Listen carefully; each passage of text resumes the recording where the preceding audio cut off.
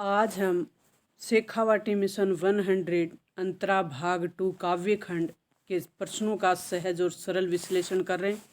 ये most important प्रश्न है, अपनी एग्ज़ाम है वो नज़दीक है, इसको ध्यान में रखते हुए हम अपने प्रश्नों को हल करेंगे। जयशंकर प्रसाद देवसेना गीत, जयशंकर प्रसाद का देवसेना गीत या कॉर्नेलिया का गीत है, उसका हम जो प्रश्न उत्तर है वो देख रहे हैं। देवसेना का गीत प्रसाद रचित कौन से नाटक से लिया गया है? तो देवसेना गीत स्कंदगुप्त नाटक से लिया गया है।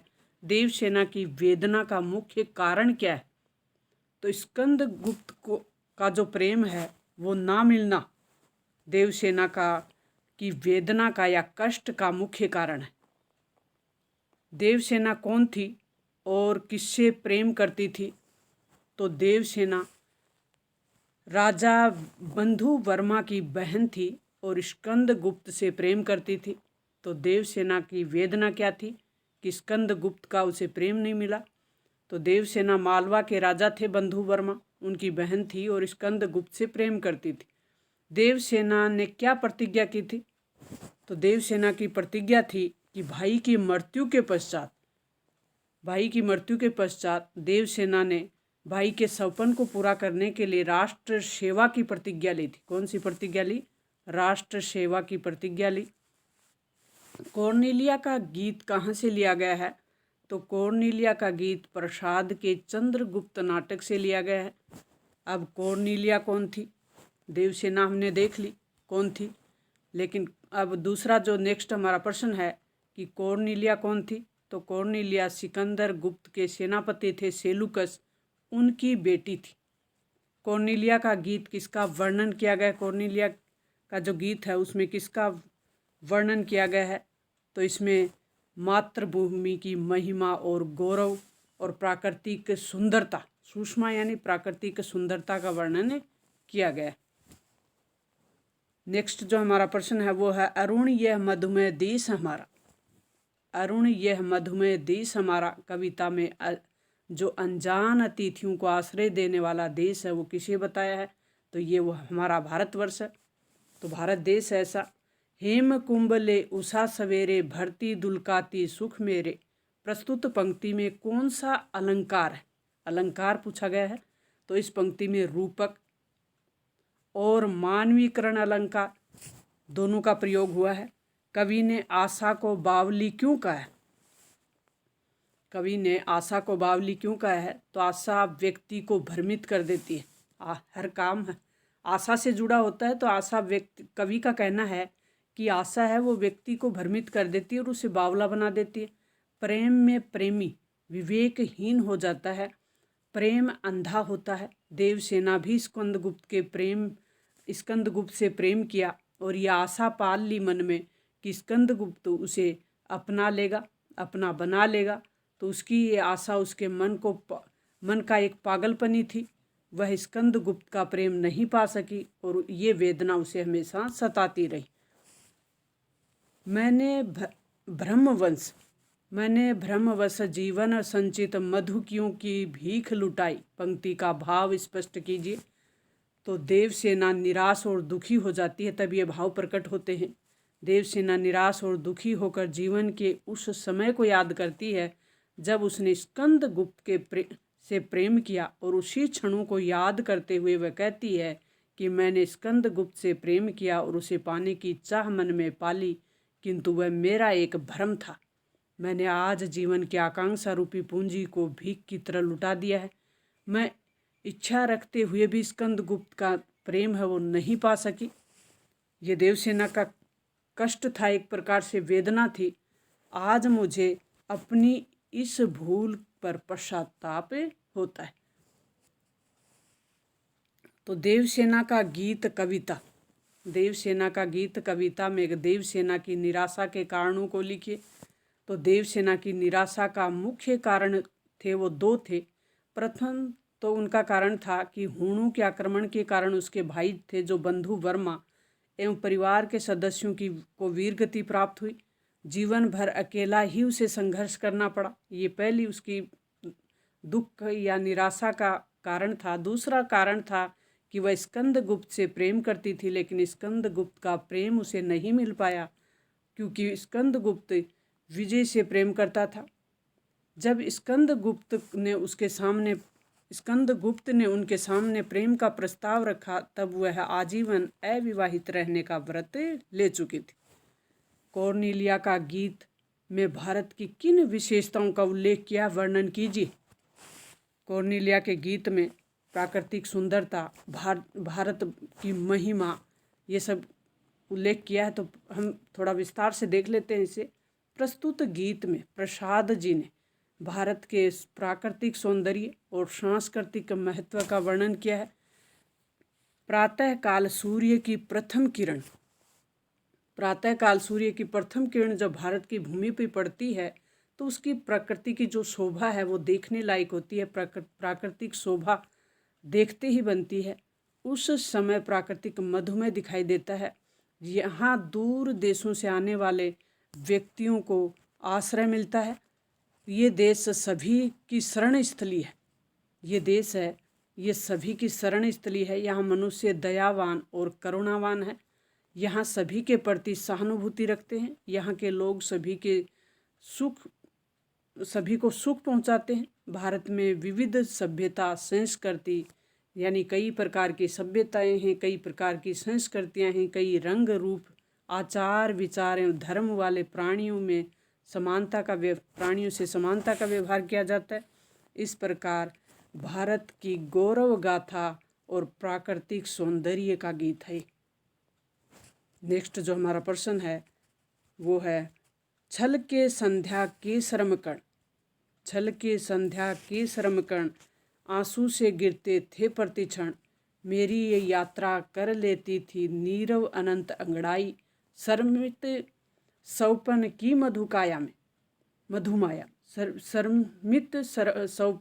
मधुमाया में सौपन यानी सपना, गहन विपिन की तरु छाया में, पथिक उन्नेदी श्रुति में किसने यह वियाहग की तान उठाई। उपयुक्त काव्यांश की सप्रसंग व्याख्या करनी है।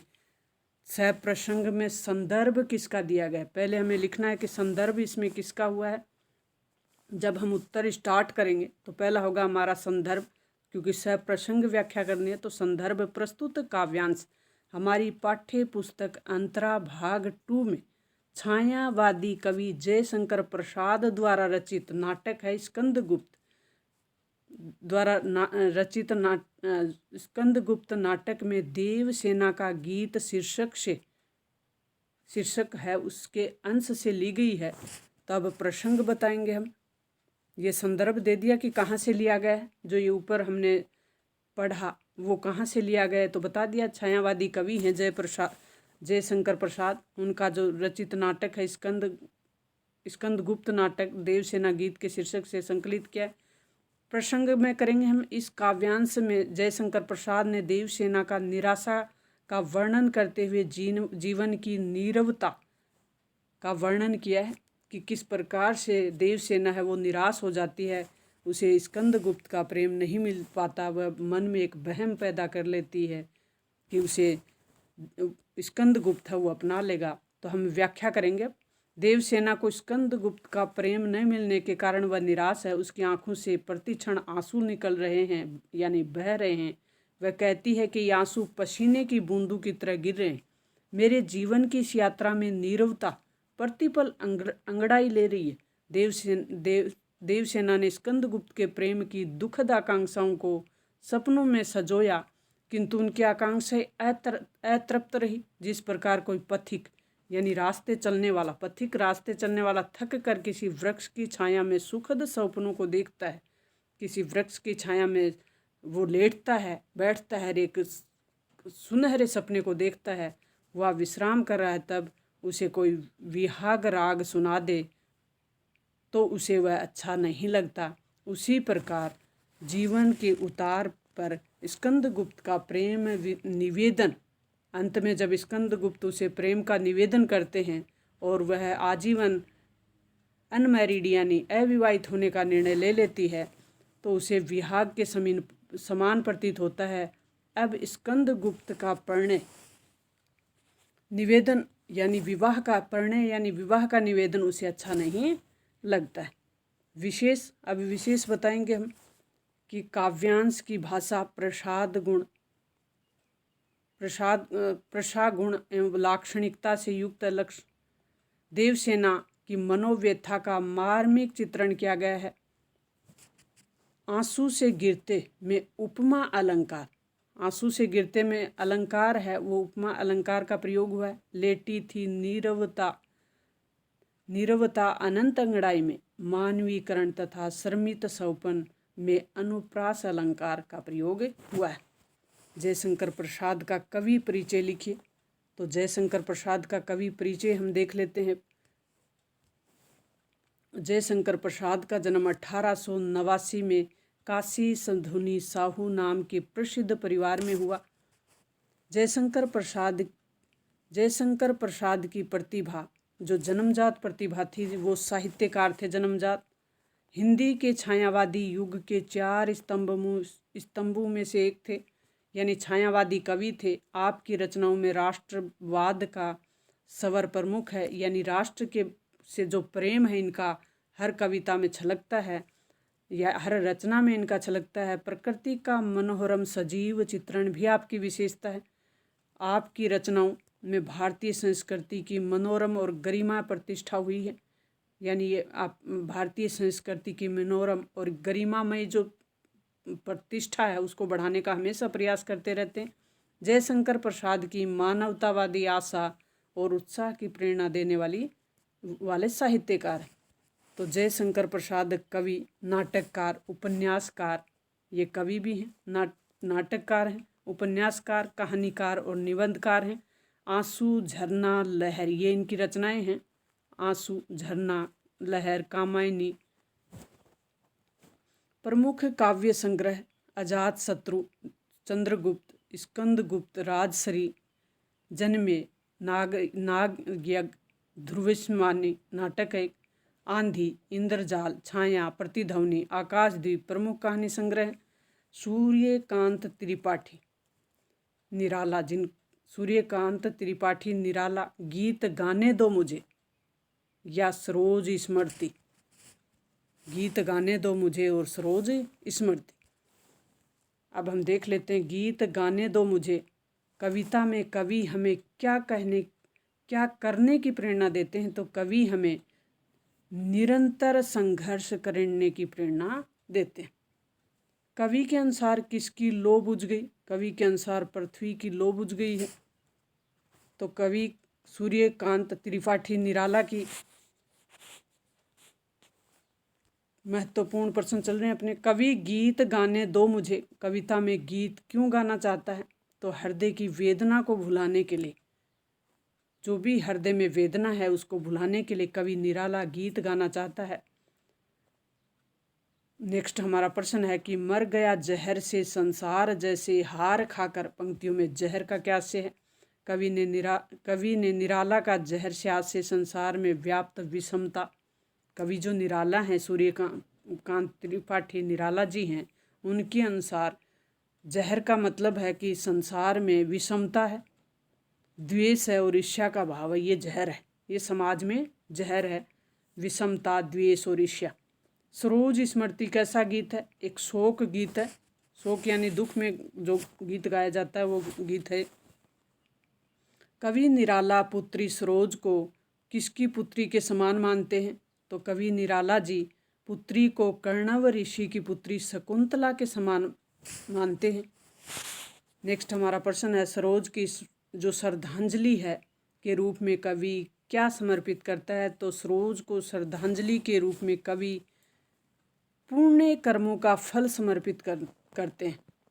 पुण्य यानी पवित्र या अच्छे कर्मों का जो फल है वो समर्पित करना करते हैं। सरोज स्मृति कविता का मुख्य स्वर है वो क्या है? सरोज स्मृति कविता में वात्सल्य से भरा एक पिता का विलाप है। पिता का अपनी पुत्री के लिए विलाप है, वात्सल्य, प्रेम। सरोज स्मृति में सरोज कौन है?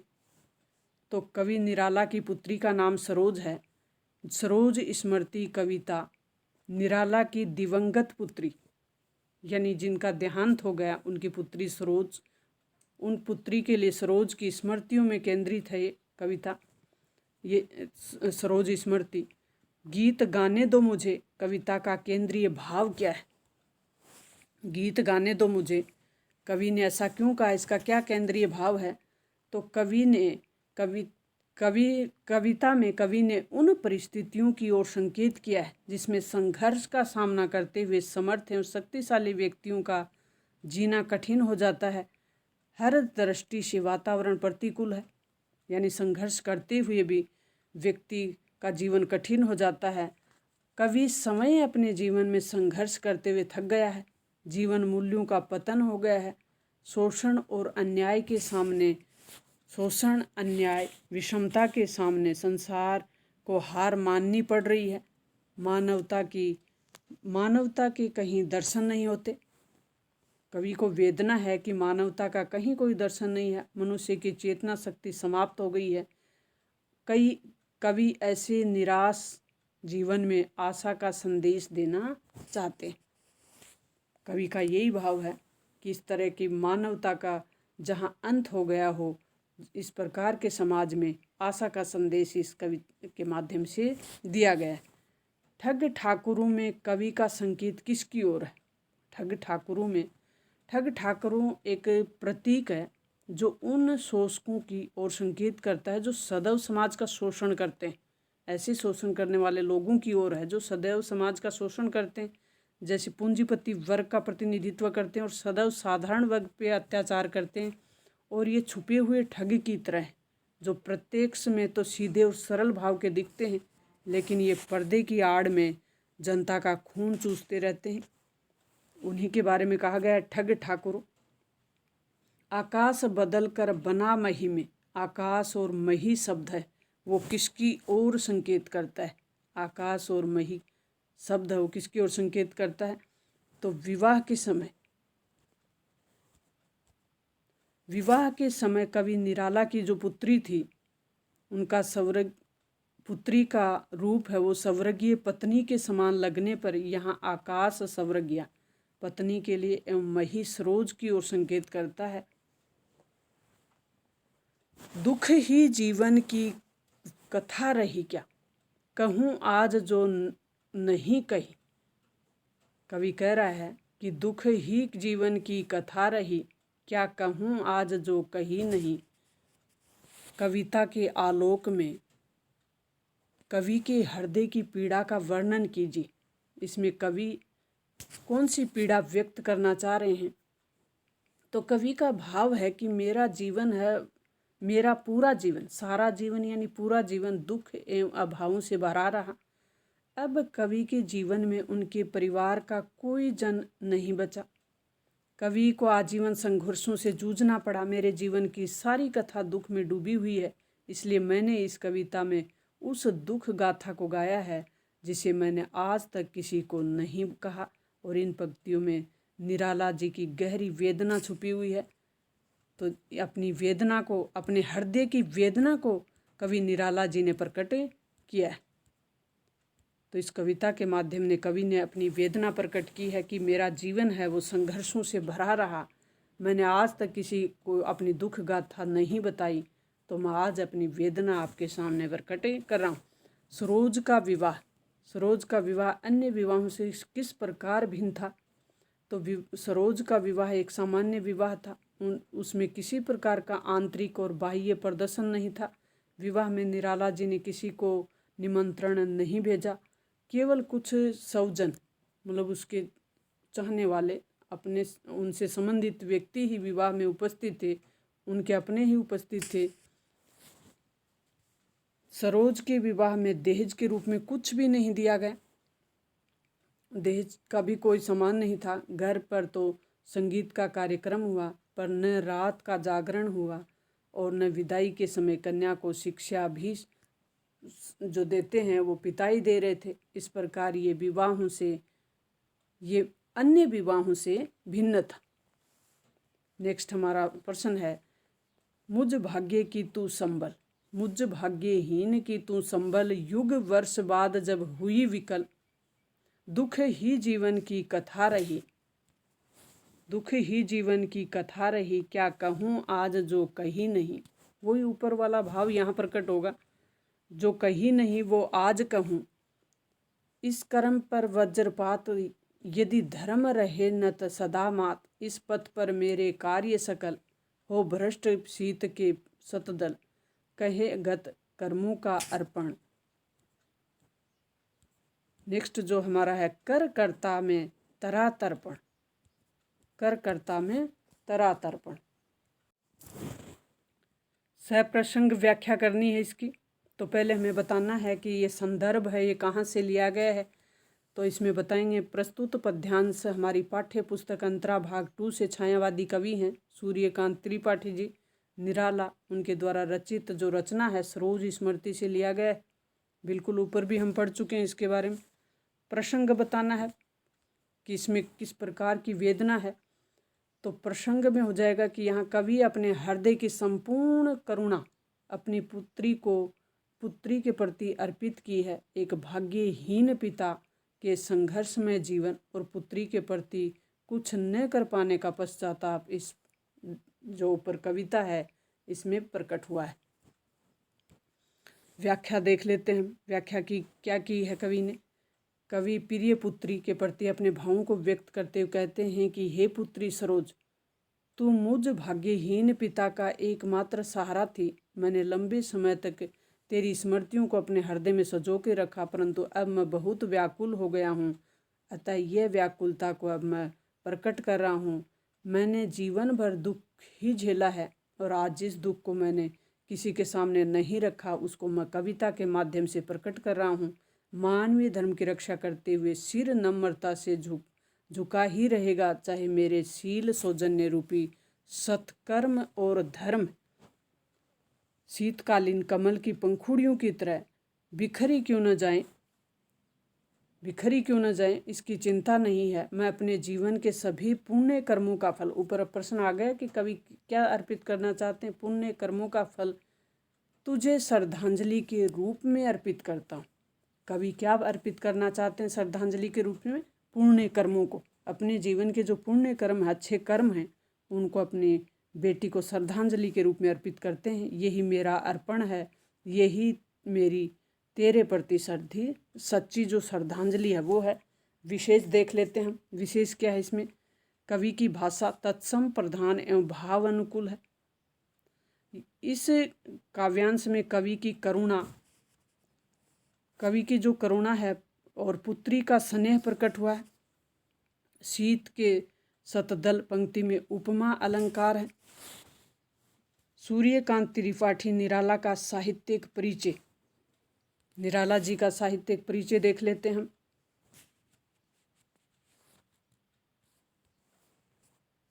सूर्यकांत त्रिपाठी का जन्म 1898 में बंगाल के मेदिनीपुर जिले में महिसादल गांव में हुआ था। उनके बचपन का नाम सूर्यकांत त्रिपाठी जी का नाम बचपन का नाम था वो सूर्य कुमार था। निराला छायावादी कवि होने के साथ साथ प्रगतिवादी कवि भी हैं, क्योंकि उनकी कविता में शोषण का विरोध और शोषकों के प्रति जो घृणा की अभिव्यक्ति हुई है वो प्रगतिवादी उनके रूप को दिखाती है। वे क्रांतिदर्शी कवि भी हैं। उन्होंने छंद मुक्त और छंदबद्ध कविताएं लिखी हैं। उन्हें भारतीय इतिहास, दर्शन और परंपरा का बोध था।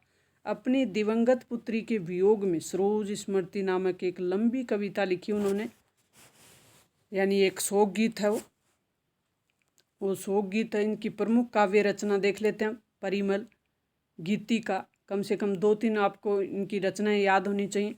ये वैसे भी छोटे प्रश्नों में पूछ सकते हैं कि इनकी 2 रचनाएं लिखी है, गीतिका, अनामिका, तुलसीदास और कुकुरमुत्ता और अणिमा, नए पत्ते आदि।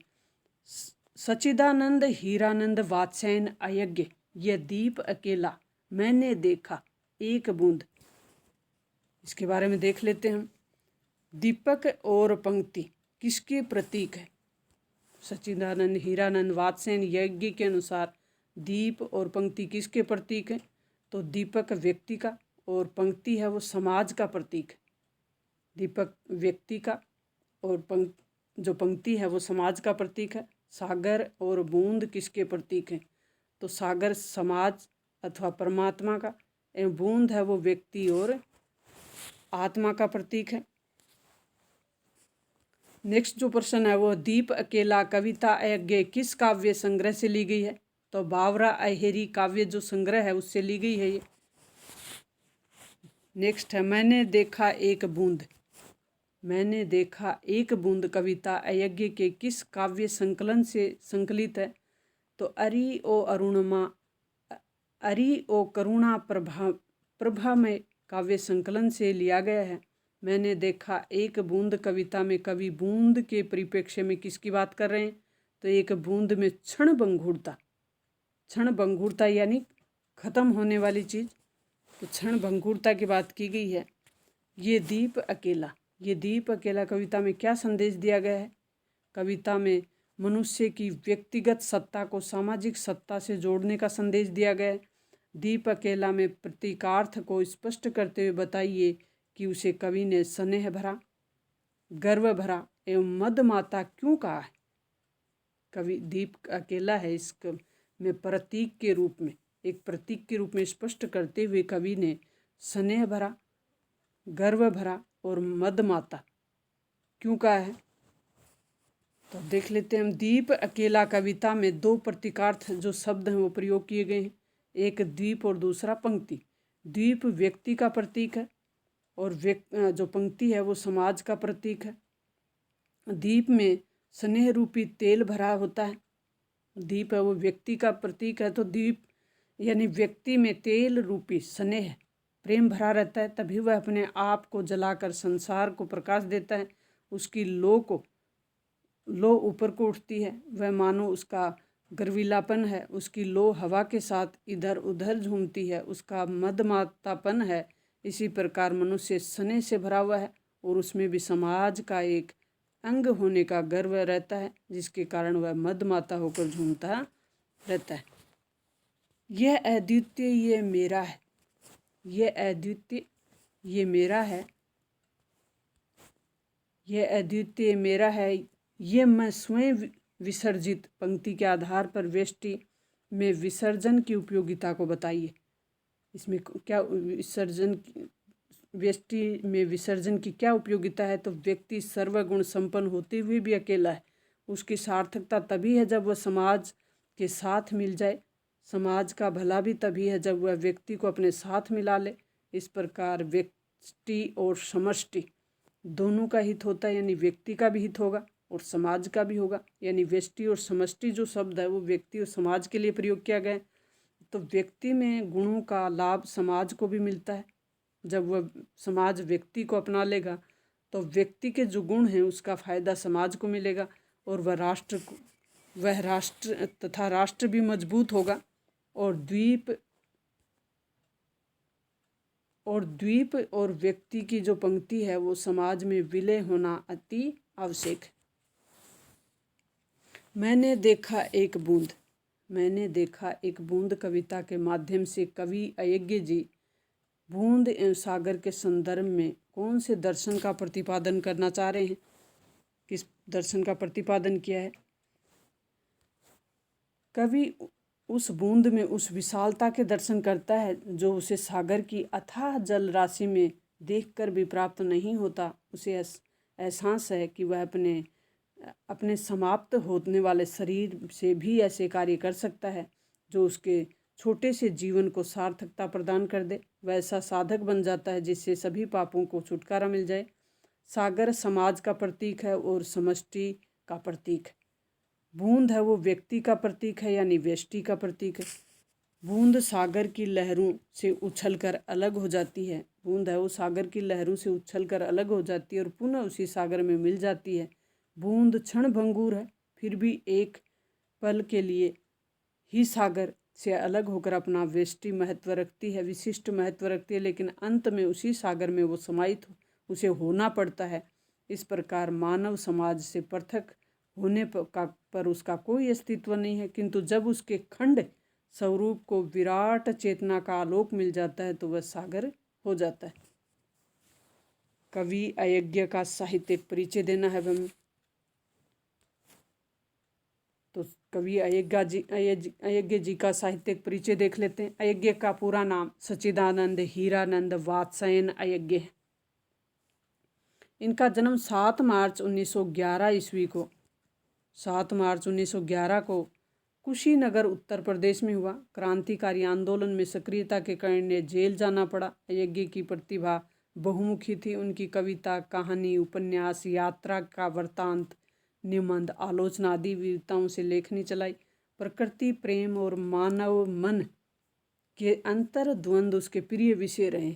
प्रकृति का प्रेम उनकी कविताओं, उनका जो भी रचना रही है उनमें दिखा है। अंतर्द्वंद, मानव मन के जो अंतर्द्वंद हैं वो भी उनके रचनाओं में प्रकट हुए हैं। उनकी कविता में व्यक्ति स्वतंत्रता का आग्रह, अय्यज्ञ प्रयोगवाद के जनक के रूप में भी जाने जाते हैं। नेक्स्ट हम देख लेते हैं काव्य कृतियाँ कौन सी इनकी। तो अय्यज्ञ जी की काव्य कृतियाँ हरी घास पर क्षण भर, भंगदूत, चिंता, इंद्रधनु रोदे हुए, आंगन के द्वार पार द्वार, कितनी नावों में कितनी बार, सदा नीरा नाम से उनकी समग्र कविताओं का संकलन प्रकाशित हुआ है। उपन्यास शेखर एक जीवनी, अपने अपने अजनबी, नदी के द्वीप, ये इनके उपन्यास रहे हैं। अरे यावर रहेगा याद, एक बूंद सहसा उछली, ये इनके यात्रा वृत्तांत हैं। निबंध देख लेते हैं इनके। त्रिशंकु और आत्मनेपद, कहानी संग्रह, विपथंगा, कोठरी की बात, शरणार्थी, ये तेरे प्रतिरूप, ये इनकी कहानी संग्रह रही है। नेक्स्ट जो हमारा चैप्टर होगा वो होगा केदार सिंह, बनारस दिशा। मिलते हैं हम नेक्स्ट वीडियो में। थैंक्स।